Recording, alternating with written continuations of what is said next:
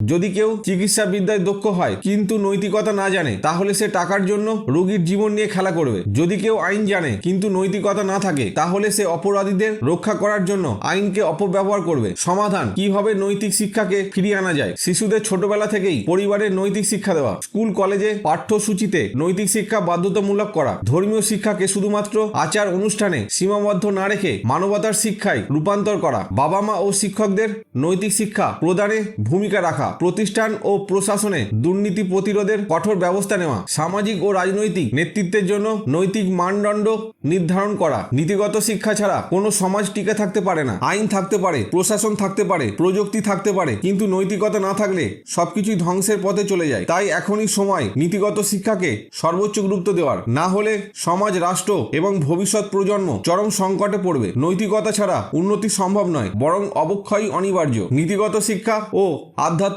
সম্পর্ক। বর্তমান জীবনের উদাহরণ সহ বিশ্লেষণ: আধ্যাত্মিকতা মানে শুধু ধর্মীয় আচার বা উপাসনা নয়, বরং এটি নৈতিকতার গভীর উপলব্ধি, মানবিকতা ও সত্য ধর্ম মেনে চলার জীবন ব্যবস্থা। বর্তমান সমাজে নৈতিকতার অভাবে একজন মানুষ শুধু বাইরের প্রগতির দিকে ঝুঁকছে, কিন্তু ভেতরের শূন্যতা ও অস্থিরতা অনুভব করছে। ফলে বিষণ্ণতা, আত্মহত্যা, প্রতারণা, লোভ, হিংসা, অপরাধ বাড়ছে।